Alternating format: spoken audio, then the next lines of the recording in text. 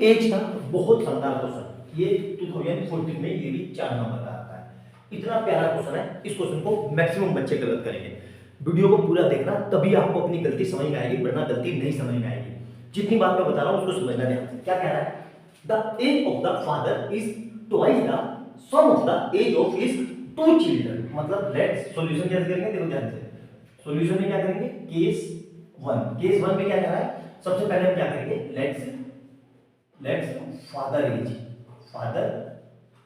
As को मैंने x मान लिया, और क्या कहा? Age of his son. तो सन की एज को मैंने क्या मान लिया?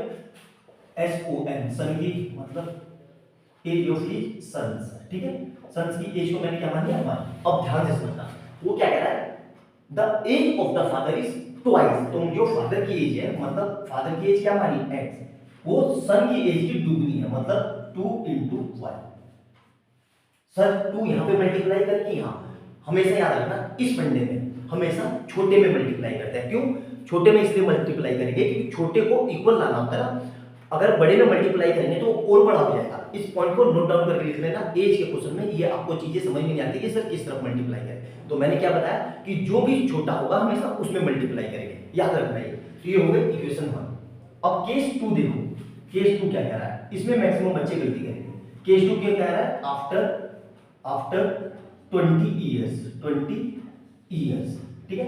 फादर कितने साल के हो जाएंगे? तो फादर एज हो जाएगी, father age equal to x plus 20, है ना।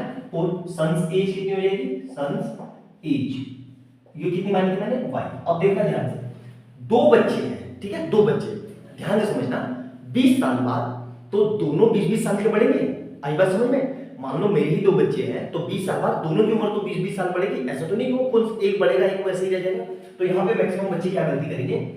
x प्लस 20 लिख देंगे, जो कि बिल्कुल गलत है। नहीं, x प्लस 20 नहीं करना है, x प्लस 20 प्लस 20, 2 बार 20 करना है। क्यों? क्योंकि 2 बच्चे हैं तो दोनों 20-20 साल के बढ़ेंगे ना, तभी तो एज 40 साल बढ़ेगी ओवरऑल। तो यही कंसेप्ट है इसका। तो यहाँ से ओवरऑल लिखा जाएगा। अब इन दोनों को हटा के मैं यहाँ पे पूरा 40 लिख दूं। अब लेकिन कंडीशन क्या कह रहा है कि after 20 years the sum of age will be equal to sum of the age of his 2 children. मतलब ये दोनों बराबर है। तो क्या हो जाएगा मेरे पास? x plus 20 equal to y plus 40। क्या कर रहा हूं मैं? y को इधर और इस 20 को इधर। तो यहां से क्या जाएगा? x minus y equal to 40 minus 20।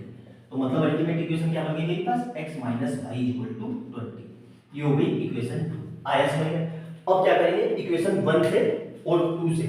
तो यहाँ पे मैं x की वैल्यू यहाँ पे रख देता हूँ। तो value of x putting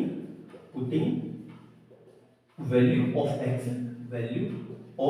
x from equation 1 to equation 2।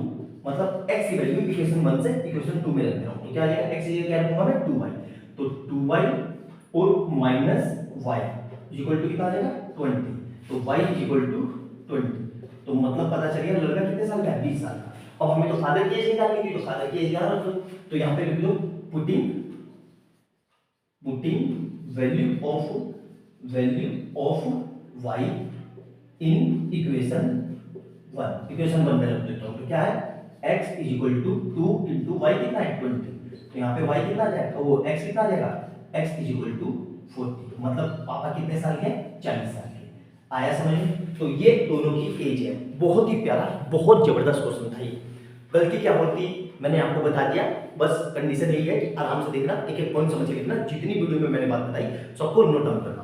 Video अच्छी लगे तो लाइक एंड सब्सक्राइब कर लेना और बेल आइकन दबा देना। और जो लोग चैनल पर पहली बार आए हैं उनको ये बता दो कि इससे पहले तक मैं 14 क्वेश्चन करा चुका हूँ पेयर ऑफ लीनियर इक्वेशन के, और मैंने वही क्वेश्चन करवाया जो बोर्ड में बहुत ज्यादा फ्रीक्वेंटली पूछे जाते हैं। तो अच्छे से देखना। वीडियो अच्छी लगे तो लाइक एंड सब्सक्राइब कर लेना और ज्यादा से ज्यादा शेयर करना।